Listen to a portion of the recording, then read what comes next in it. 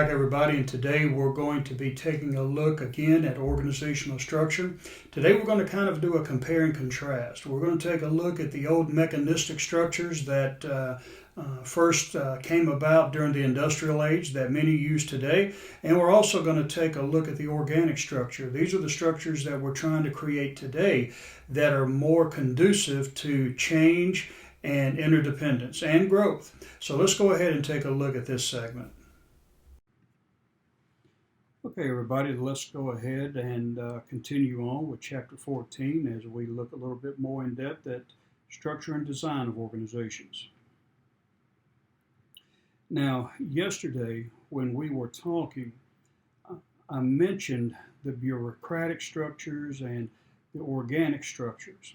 And this is what we see here in this slide. The difference between a mechanistic structure, which is really a bureaucracy, and the organizational design today of what we call an organic structure. And here are some of the highlights of each one. The mechanistic structure is rigid. They go by rules and policies. It's traditional, and that's why I believe a lot of people have really stuck with the bureaucracies. I know a lot of companies who have even though they know they need to change with the times, they don't, because the bureaucracy is all they really know. And I guess the challenge for many decision makers in these organizations is to relinquish some of that control. In bureaucracies, the upper management, managers, supervisors have control. What they say goes. But in the more organic, you see here, it's flexible and decentralized.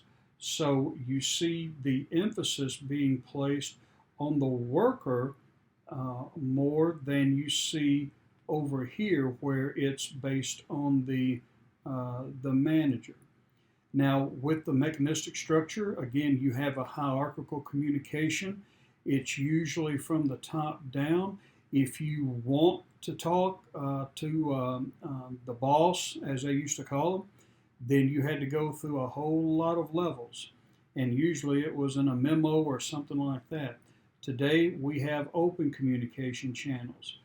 We have what we call two-way. You have top down and bottom up, so everybody's talking to everybody. And that makes for a smoother type of situation. You also have uniform job descriptions when it comes to mechanistic structures. That means that the job description fits to a T the job itself, and there's really no wiggle room. If this is what an engineer does, this is going to be described in the job description, and you might have heard the old saying, that's not in my job description. Well, this is where it comes from, because you're only supposed to do what the job description tells you to do. But in the organic structure, adaptability is the key, because things are changing. Even the work design. Now, we talked about organizational design, but when you get to a micro level of work design, then you're looking at changes that are occurring every day. And if it changes the organization, chances are whatever change the organization is going to change the work and the nature of the work itself. So think about how technology has done that. We have today automation, which is ever creeping into our businesses and replacing the workers who used to do this through human effort. You go to Kroger or you go to Walmart, they have self-checkout. In fact, there are people today protesting that. They're not wanting you to go to the self-checkout because we're putting the workers out of a job. So technology in and of itself is changing really the way work is being done.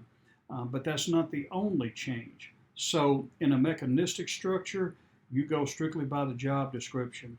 In an organic structure, you have the job, but you have to be adaptable. Mechanistic structure may minimize costs, and that's because if you're under a rigid system, in a bureaucratic system, your policies and procedures and processes have already been tested, and based on the model that these processes and rules were created within, that's usually going to be the best way or the quickest way of getting it done at the least amount of cost. In a organic structure, we're not worried about that as much as we are responding to market and competitive changes. So the organic structure is faster, more responsive. Mechanistic structure, because it is so rigid, you're doing one thing over and over again, you become the most efficient and effective. You can minimize cost, and you're slow to capitalize on new opportunities. And that was one of the downfalls of Wilson Sporting Goods. Wilson used to be the #1 golf club maker in the country. No one could compete with them. But they had an old steel shaft that they capitalized on when people were playing golf back in, I guess, the 50s or whatever. I think they went from a wood shaft to a steel shaft. I don't play golf, so I'm assuming. But the steel shaft was the thing and the wave of the future, and Wilson rode it. They were very popular with that. But a new type of shaft was produced, and it was made of composites. And Wilson decided, no, we're going to stick with the steel shaft. And as a result, the type of fibers, I guess carbon fibers or whatever, graphite is what I'm thinking of. Graphite came and it replaced the steel. And Wilson today, you may recognize them for their balls, but not for their golf clubs. Now, they still sell those golf clubs, don't get me wrong, but people like Titleist and some of the other name brand people have gone to graphite, and they're using composite fibers for that. And Wilson was slow to change, and they were consumed. Now, another example was places like Sears. I mentioned them yesterday, I believe, when they couldn't make a decision without the supervisor being there. They were slow to capitalize on the idea of letting the worker be the decision maker and make those types of decisions. So people got tired of that. They went to Walmart, where the customer's always right, and Walmart was able to capitalize on it. So different responses will, of course, and quite naturally, bring about different consequences. And once we have gotten into this idea of change, and that's the buzzword today, change management. We're in a constant state of change. I remember this old saying when I took my first change management class. I wonder what the buggy whip maker thought when he saw the first Model T rolling down the road. You know, that is an indication that, hey, we need to change. But if you're slow to do it in the world today, that could be fatal in business. With an organic structure, you are faster to market changes, and you have a greater job satisfaction and commitment out of the employees. Why? Because today you've empowered the employees. They're able to make decisions, whereas in the past they weren't. And as a result of that, they feel more a part of the organization and more committed. Now, that isn't so with everybody, because you're going to have some who are just wanting to draw a paycheck. But with the learning organizations the way they are now, as we are getting into developing people and not just training them to do a function, we're finding a better level and degree of satisfaction with the employees. Now, one of the examples that's been pretty popular is Nordstrom. Nordstrom is a retail company, and it says here, for years its new employees received a handbook consisting of a simple gray card containing 75 words, and here you are right here. We're glad to have you with our company. Our number one goal is to provide outstanding customer service. Set both your personal and professional goals high. We have great confidence in your ability to achieve them. And they only have one rule. Use good judgment in all situations. There will be no additional rules. And please feel free to ask your manager, store manager, division, general manager any questions at any time. So they have an open door policy as far as communication. And they have entrusted the employee to be able to make good decisions on their own. Now, there was a story, and I can't remember if it was I think it was Nordstrom, but it was a company, a retail company in New York, and a person brought in a set of tires and wanted his money back for him because they were not the tires that he had wanted, and without question, they gave him his money back. And the only problem is they didn't sell tires at that store. But that made headlines all over that they would take that customer's always right to that degree. Now, some people thought it was foolish, but was it really? Because people came to associate this store with customer service and accommodating to the customer. So I can only imagine how much extra retail opportunities was given to them because of that one worker who decided to take those tires even though they don't sell tires. But that's the kind of innovation and name you want for yourself. Now, figure 14.4 is just a continuum, as you see, from mechanistic all the way down to the organic, and the types of models of organizational design are given to you along this stratum. So you guys can take a look at that. You go from the Model 1, which is rigid bureaucracy, to a organic network that's loosely coupled. And I guess an example of a organic network would be Google, Microsoft, some of these companies that really thrive on creativity and innovation. You have to be able to encourage that. You can't set them down and say, okay, at 8 o'clock in the morning, clock in and you need to start creating. The creative process is something that is not it's not something that just comes about. It comes about asynchronously. That means it comes and goes at different times. So, but these are the different types of levels of structure that we see today in organizations. Now, figure 14.2 just gives examples of what influences organizational structure. So let's talk about that. Business strategy. Being a low-cost producer would require a more hierarchical, rigid structure than would pursuing an innovation strategy. Now, why do you think that would be? Well, the reason why is that if you're going to be the low-cost producer, you have to sell your product at the lowest cost. In fact, in business strategy, that's the goal of every organization, to be the low-cost leader. Those are the ones who will survive to the very end. You know, a company goes through a life cycle just like we do. A company, just like we do, have a birth, a growth, a maturity, a decline, and a demise. And at the demise stage, only the person who is a low-cost leader will be able to ride out the whole lifespan cycle. Many companies will die prematurely because they were not able to lower the cost of their product to compete with the competitors. And the reason why, or the reason you can be a low-cost leader, is that it costs you the lowest amount of money to produce your product. Now, when Walmart comes into town, they drive the mom and pop stores out of business. Why?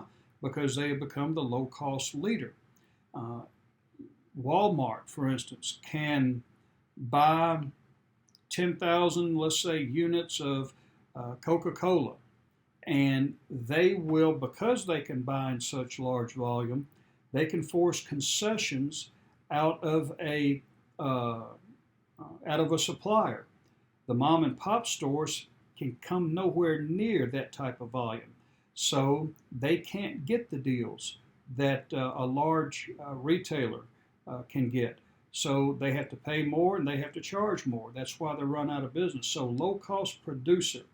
Now, for you to be a low cost producer, that means you have to be the most efficient and effective in producing that product or service. That means you are producing it, a quality product that can compete in the market, but also you're producing it efficiently, which means that you are producing it at the lowest cost. This is why you don't see very many new automobile companies emerge in the automobile industry. And the reason why you don't see many automobile companies come up in the industry is because the ones who are already there have been producing their product at the lowest cost and at the lowest means of production. And so they can afford to sell their products at the lowest cost. And a new company coming in would have to learn how to do all of that, cutting curves and being more efficient, and all the while they're losing money. So if they're losing money, then they're going to have to charge more for their product. So this is why you don't see in many established and mature industries new people coming in, because the players who are already there are already producing their product at the lowest cost. External environment, and this is a rapidly changing environment, and it requires more flexible structure than a more stable environment. Again, when you're taking a look at the software industry, computer industry, that would be an ever-changing market. You're continually having to improve and be faster and offer the next thing. The nature of talent. If workers have professional skills and need to work together, then a flatter, team-based structure would be more appropriate than a taller bureaucratic structure. So if you don't have a lot of professionals in your organization, let's say you're a manufacturing facility, you might need those extra layers of professionals there to help guide and to be able to structure them more effectively. But if you have professionals who already know what they're doing, then a flatter organization would be the ticket. Organizational size. The larger organizations tend to have greater specializations, greater hierarchy, and more rules. So those are the narrower span of control type organizations. Expectations of employee behavior. If you're expected to follow rules and procedures, then you're going to have to incorporate that hierarchical, rigid structure where there are more rules. Organization's production technology. So if you use unit production and make custom products, a flatter structure with a low managerial span of control is more appropriate. And then organizational change. As the environment and business and strategies change, organizational structures change with it. And that is the textbook answer, but oftentimes what I've found is that they don't. Many lag behind. Now, these are some manufacturing terms, production terms. You have unit production, and that's producing in small batches or making one-of-a-kind custom products. That might be an example of, let's say, custom furniture. A custom furniture place may not work with mass production, where you produce large volumes like Lazy Boy and all of that, and they're identical. A unit production would be maybe an artisan who crafts maybe fine woodwork or whatever. That would be a unit production. Mass production, like I said, you do it in large volumes, automobiles, furniture, retail furniture. Continuous production, these are machines that constantly make the product, and employees monitor the machines and plan changes. For instance, milk. Milk is made the same way and it's constantly being made. You follow the same procedures. It follows the same processes. All the employees do is just monitor the machines and they plan the volume of milk to be produced based on the season and maybe environmental conditions. Now, these are just examples of the different types of structures. You have the pre-bureaucratic structure, which is really the mom and pop. You're not very big at all. Most of the communication is just one-on-one. You have the bureaucratic structure where work is standardized. You do have that division of labor and a hierarchy of control. And then you have functional structures where groups of people with the same skill work together, or they use similar tools or work processes together into departments and so forth. So those would be some examples of that. Then you have divisional structure. It's a collection of functions organized around a geographic area, product or service or market. And as I was showing you earlier, if you are divided out by function, then that would be a functionally departmentalized organization. But you can be geographically divided. For instance, you may have Ford Motor Company, North America, Southeast branch, Middle Eastern, and all of that. And then you have a matrix structure. And a matrix structure is one of the newest structures where employees report to both a functional manager and to a product or project team. So this is an example here in the next slide of an organizational chart, which is a matrix structure. And as you can see, you have team leaders here, but you have also department leaders here. And as that person is going down with that project, they have to interact with each of these individuals. And you can go back and forth. They may have to go back to research and then to production and then back to marketing, and marketing may come in and integrate stuff. So what you're looking at here is a combination of different functions coming together at different times and at different places to be able to produce whatever it is that these companies produce. Well, as you can see, we've had a lot of changes take place from the old days of the mechanistic structures to where we are today. And the thing about it is that we're continually evolving. Today we call it organic. There's no telling what we're going to have in the years to come. But the better you're prepared to know how we were, how we are, and where we're headed will only make you a more effective leader and minister. Well, that's all we have for today, and we'll finish up this chapter tomorrow.